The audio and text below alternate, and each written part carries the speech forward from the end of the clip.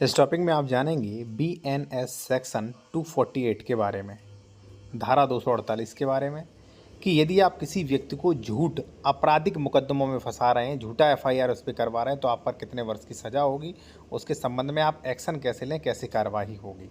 ठीक है साथियों, सबसे पहले आपको ये पढ़ना चाहिए 248 क्या कह रहा है, वो आप थोड़ा समझ लीजिए। ठीक है, और अगर आप विशेषज्ञ द्वारा कोई भी कानूनी सलाह लेना चाह रहे हैं तो हमारा कॉन्टैक्ट नंबर वीडियो के डिस्क्रिप्शन में मेंशन किया गया होता है।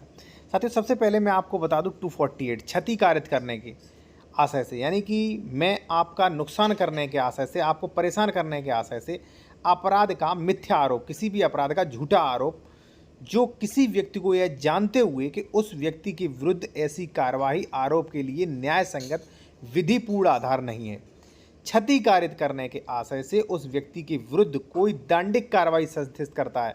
मैं चाहूँ एफआईआर करवाता हूँ, या मान लीजिए 156(3) है, 56(3) था सीआरपीसी का, उसके अकॉर्डिंग कोर्ट द्वारा मान लीजिए आप पे एफआईआर करवाता हूँ। ठीक है, तो उस व्यक्ति पर मिथ्या आरोप लगाता है कि उसने अपराध किया है। ठीक है ना, तो यहाँ पे आप देख सकते हैं का वह दोनों में से किसी भांति के कारावास जिसकी अवधि 5 वर्ष तक की हो सकती है। अगर मैंने आपको फंसाया मान लीजिए झूठे अपराधों में, तो लगभग मुझे 5 वर्ष की सज़ा हो सकती है, या 2 लाख रुपए तक का जुर्माना हो सकता, या दोनों से ही मुझे दंडित किया जा सकता है, मान लीजिए जुर्माना प्लस मान लीजिए सज़ा से। ठीक है, अब कुछ कंडीशन में ये सज़ा 10 वर्ष भी हो सकती है। तो जो लोग झूठा SC ST मुकदमा लगाते हैं, मान लीजिए जो भी मान लीजिए महिलाएं किसी पे लांछन लगाती हैं, एफआईआर करती हैं, वो सावधान हो जाएं। अब आपको सेकंड पॉइंट पढ़ना चाहिए, इसका क्या है।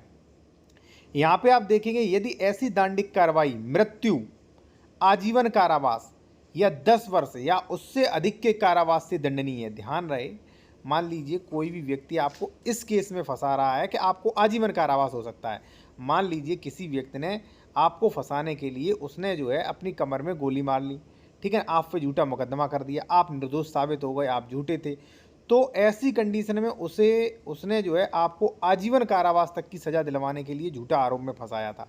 तो देखिए यहाँ पे क्या लिखा है, कारावास से दंडनीय है ऐसा अपराध मिथ्या आरोप संस्थित किया जाए तो वह दोनों में से किसी भांति के कारावास से जिसकी अवधि 10 वर्ष तक की हो सकती है दंडित किया जाएगा और जुर्माने का भी दायी होगा।